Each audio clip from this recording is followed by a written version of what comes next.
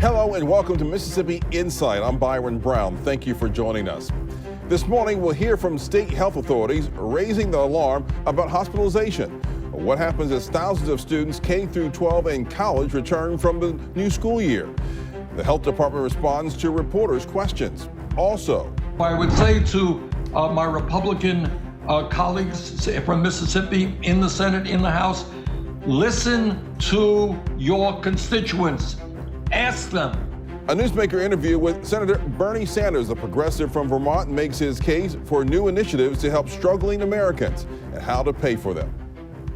First, news of the preceding week focused on the big jumps in cases, hospitalization, and deaths, all from a pandemic that many of us had hoped was done for the most part. The Delta variant of COVID-19 provides a painful lesson, and this morning we're going to bring you excerpts from a health department briefing.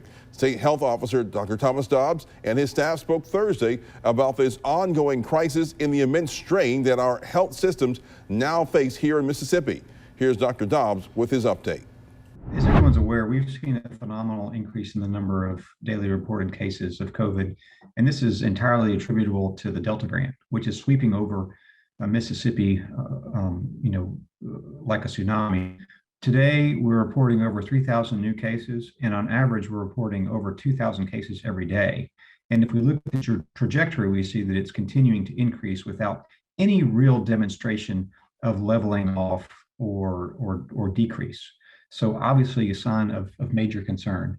We are seeing a massive increase in the number of hospitalizations as well. We're averaging 144 new hospitalizations per day, but yesterday we reported 178 new hospitalizations in a single day. And this is on top of a hospital system that is already overburdened, overfilled, and limited to non-existing intensive care unit space. The vast majority of our major medical centers are reporting zero ICU capacity.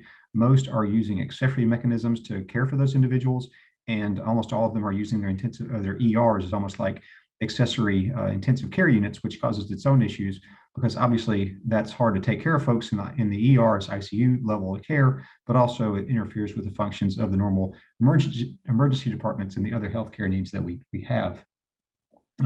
We currently have 1,147 folks in the hospital with COVID, 299 in the ICU, and 150 on mechanical ventilations and on ventilators or life support. As we've seen before, we continue to see the vast majority of our new cases are in the unvaccinated. The most recent data that I got from Dr. Byers, 97% of all new cases are unvaccinated. Still, we're seeing the unvaccinated in our population driving the current surge. We're seeing 89% of our hospitalizations and 85% of our deaths are unvaccinated.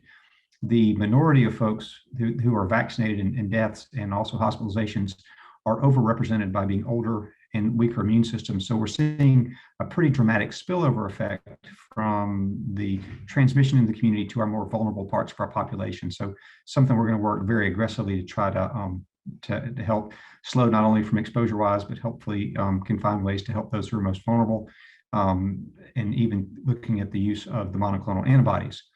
We still are trying to recommend that anybody who's diagnosed with COVID, please talk to your doctor or clinic or provider about the utility of monoclonal antibodies to keep you safe if you get COVID. Even if you've been vaccinated, even if you've had COVID before, if you get diagnosed with active COVID, please talk to your doctor about monoclonal antibody treatment because it could save your life. We are seeing an increasing proportion of younger individuals accounting not only for our cases, but our deaths and hospitalizations. Again, a trend that we've been seeing for a while. We have seen in the population of older individuals in Mississippi who are vaccinated, we're seeing a phenomenal benefit as far as reduced risk of death and hospitalization. That is seen particularly in our long-term care / nursing home situation, where the majority of cases are in the employees and not in the residents. And we've seen a major impact in improvement on hospitalization and death in long-term care residents, but still we're going to see what more we can do to protect those who are in those vulnerable situations. There is somewhat of a bright side, though. We've seen almost 3 times more folks getting vaccinated in the recent week or two than we have some weeks ago. So increasing number of vaccinations is going to be a phenomenal way for us to get out of this. If we look at the degree of infectiousness that Delta brings with it, On average, among unvaccinated exposed people, 8 to 9 people will get it from one person. So if I get COVID, I'm going to give it to other people. And if they're unvaccinated, about 8 to 9 on average, and you can see how explosive that's going to be. That's one of the reasons why getting the vaccine is so very important. If I get the vaccine and I'm protected, yes, I'm protecting myself, but I'm also protecting those 8 or 9 people around me who are going to get COVID potentially if I get it. That's the real power of the vaccine, not only for the individual, but also too for the family, for your friends, and those who are close in your community. So we're going to have probably about 1 million more immune people to get past COVID, at least in its current iteration. Looking at how contagious it is, we need to get to an immune level in the population over 80%. And the best way to get there, the safest way to get there, is not through the sort of death and destruction we're going to see with the Delta variant sweeping through our population, but by getting more and more people protected by the highly effective and safe vaccine. Up next, news media pepper the health department with questions, many of them about the back-to-school concerns. You're watching Mississippi Insight only on 12 News and WJTV.com.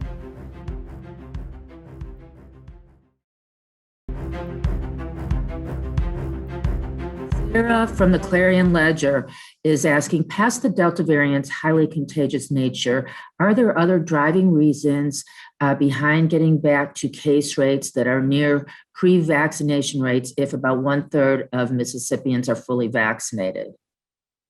Dr. Byers? Well, I think part of it too is the fact that we're not as vigilant about physical distancing and mask wearing as we were just a few months ago. And, that's leaving us more vulnerable to transmission. So you add that to low vaccination rates in the state, you add that to no consistency with wearing a mask or physical distancing.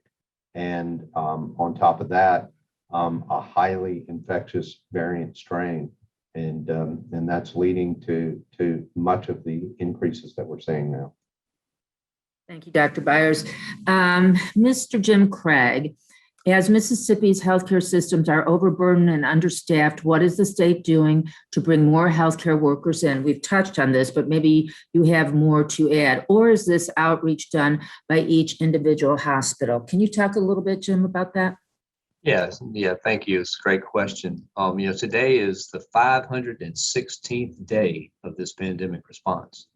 We have a lot of healthcare heroes out there that have been on the job for a long time, trying to take care of COVID patients in Mississippi. And we continue to see some staff shortages in hospitals. Emergency operations plans, as I said earlier, have been activated in many of the hospitals in the state. And part of those emergency operation plans or contingency plans they have to augment and increase staffing. I think they've exercised all of those plans to the level that they can. We brought in resources with hospitals from a number of different locations, including contract staffing agencies and others. As far as what's the state doing in addition to that, as I said earlier, we have prepared first we had some conversations with the nursing board and some of these other boards just to see if there's additional volunteers or anyone else that could come and assist. And then we've reached out to our federal partners at the Department of Health and Human Services, specifically the Assistant Secretary of Preparedness and Response, to begin conversations on what staffing may be available from the federal government to assist here in Mississippi. Molly is asking, can Dr. Dobbs address the petition to mandate vaccinations on college campuses that has been signed by hundreds of faculty, staff, and students? We have read about that through various media outlets. Dr. Dobbs, would you like to comment on that? Yeah, so first and foremost, folks should vaccinate to protect themselves. And especially young folks, it's very protective. It's very effective for young folks to get vaccinated. So as step one, I think that makes a whole lot of sense to go ahead and make sure you're protected and take those other steps. Having everyone vaccinated and even looking at sort of like mechanisms to make that happen makes sense from a transmission perspective. But I appreciate their opinion, and I wish they'd keep sharing it. And if that's the general consensus, instead of being hundreds, it would have been great to have thousands of people. This isn't something just a health department sort of decision. It's not just an IHL decision. There's a lot that goes into this. So first and foremost, do what you can to protect yourself and encourage those around you to do it. do those other measures. I mean, we think that folks who are vaccinated and operate in a safe way in their work environment are pretty well protected. But I think we need more consensus. And so please continue to work to make sure folks know the value of vaccinations to prevent transmission and allow us to be successful.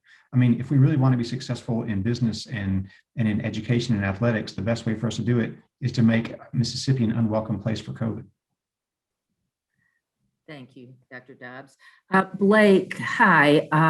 I think we have answered the first part of your question, but the second part, do you think schools that require universal masking will see less cases and largely avoid shutdowns? That would be a yes, right, guys? Yes, and go ahead, Dr. Dobbs, I'm sorry. Yeah, I mean, we're talking about classroom transmission, but Paul, speak to really what the challenges were last year, because masks don't work in situations where you don't wear them. Right, and so, you know, we demonstrated last year that for those schools that adhered very closely to physical distancing and wearing masks in the classroom settings in that structured environment, that the transmission was certainly less. I think one of the challenges that we experienced last year was in a lot of the extracurricular activities or in the activities where students congregate without masks, where transmission can occur. I think with this more highly infectious variant, certainly we may see that same level of transmission in extracurricular activities and activities where folks are not wearing a mask, where the population is largely unvaccinated. And, you know, I think that one of the things that we've certainly expressed to the schools is that it needs to be a layering of preventive measures. It needs to be the recommendation for vaccination for those eligible students, teachers, and staff, the recommendation for universal masks in all indoor settings in the K-12 schools. It needs to be the physical distancing. It needs to be identifying those individuals who may be exposed to cases and make sure that they're excluded from the school. It needs to be identifying the cases and making sure that kids who are sick, teachers who are sick, are not on the campus setting where transmission can occur. So it's really got to be all of those things combined, really in an effort to try to prevent transmission in the school setting. And for those schools that adhere to those, certainly they will be more successful. That's State Health Officer Dr. Thomas Dobbs and his staff briefing Mississippians on the COVID-19 crisis. We're back with Senator Bernie Sanders. The Mississippi Insight continues.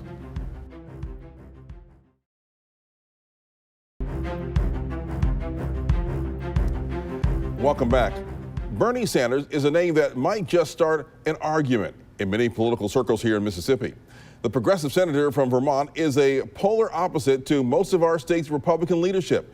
Sanders' focus recently has been on a huge new spending plan to bolster public benefits for the young, the old, and the impoverished in Mississippi and in America. Here he is speaking with Insight contributor Chloe Ortega.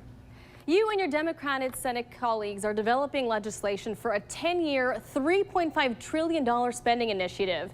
You've called this the most consequential legislation since the Great Depression. Would you briefly break down what this spending would actually do?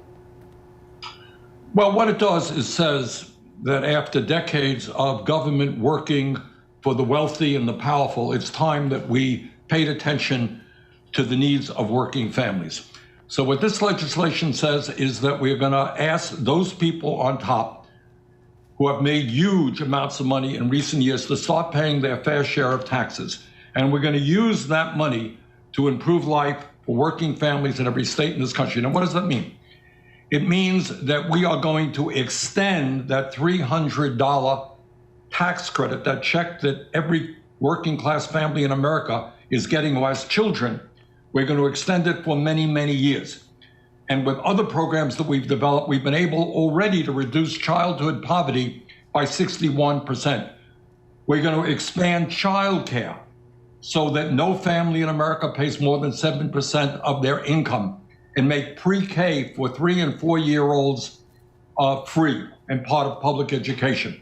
What we're also going to do is expand Medicare so that elderly people will be able to afford to go to a dentist get the eyeglasses they need and the hearing aids they need, which is really not the case right now. We're going to end the international disgrace of the United States being the only major country on earth that doesn't provide and guarantee paid family and medical leave. You know what? When you have a baby, when you're sick, you should be able to stay home and get paid for a while and not be forced to go back to work. At a time of a massive housing crisis in this country, we're going to address homelessness and the fact that so many of our families are paying 40, 50, 60% of their incomes in housing. We're going to build significant numbers of low income and affordable housing. And when we need our young people to be able to have the training that they require in order to get the good paying jobs, we're going to make community colleges tuition free. So that is some of what we are fighting for in this legislation. And of course, the big question is, how do you plan to pay for the spending? Well, at a time when you have two people on top who own more wealth than the bottom half of American society, when you have billionaires who in a given year don't pay a nickel in federal income taxes, yeah, we are going to ask the very wealthiest people and the largest corporations to start paying their fair share of taxes. I think that's the right thing to do. And with that revenue, we're going to lower the cost of prescription drugs, expand healthcare, expand childcare, and make life a little bit better for our senior citizens. What makes you confident this huge amount of spending will win passage in the Senate? Well, we already passed, as you know, we already passed the American Rescue Plan, and that's the plan that provides the $300 per child per month for working parents. And I have absolute confidence that we have the 50 votes, Democratic votes, to pass this reconciliation bill, $3.5 trillion bill in the Senate, along with the tie-breaking vote of Vice President Harris. So I think we have the votes. What is going to require a lot of work is working out all of the details in these plans. For example, we're going to put hundreds of billions of dollars creating good-paying jobs, transforming our energy system away from fossil fuel to energy efficiency and sustainable energy as we combat climate change. For the sake of our children and future generations, we cannot ignore what we're seeing with our own eyes in Oregon and California and Australia and Europe, all over the world.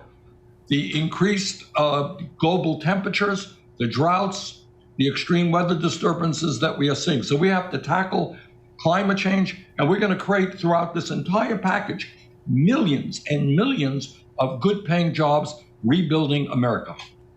And these initiatives were essentially broken out of the Democrats' initial proposal for a big infrastructure package. That package has been trimmed down to about $1 trillion in spending on roads, water systems, and other infrastructure projects. We could certainly use a lot of that funding here in Mississippi. What's the status of that infrastructure legislation? I believe that it will pass the Senate within a few days. This is a bipartisan bill, which, as you indicate, it's not just Mississippi, it's Vermont. It's states all over this country who are seeing their roads and their bridges and their water systems and their wastewater plants in dire need of repair. So this is about $550 billion of new money, $1 trillion in total. And that is going to create good-paying jobs, doing what should have been done years ago, rebuilding our crumbling infrastructure. So you add these two programs together, the physical infrastructure, bipartisan bill, and the bill that we are working on, it really is transformative for America.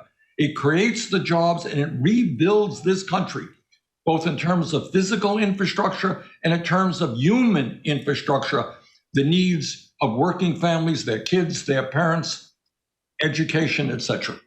Senator Sanders, you're a progressive politician. Mississippi state leadership and most of our congressional delegation are staunch Republicans.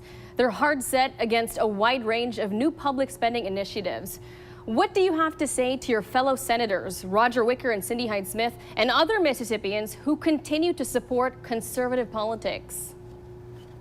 I would say listen to your constituents. You know, Chloe, whether it is Mississippi or Vermont, it's the same thing. People can't afford health care. We're addressing that in this bill.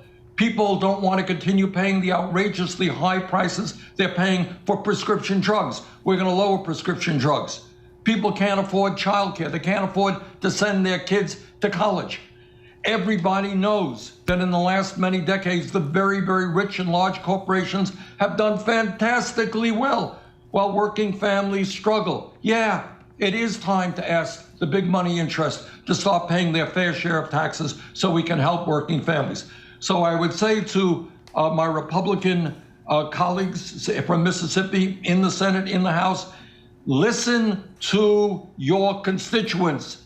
Ask them whether they want to see health care be made more accessible and more affordable, whether they want lower prescription drugs, whether they want to make child care affordable. So that's my message to my Republican colleagues. Go on out there and start talking to working families, see what they want. Senator Sanders talking with Insight contributor Chloe Ortega, and we'll be right back. Well, that's all for now, but we'll be back next weekend with more of the political and current affairs coverage that you demand. I'm Byron Brown. From all of us here at 12 News, make it a great weekend.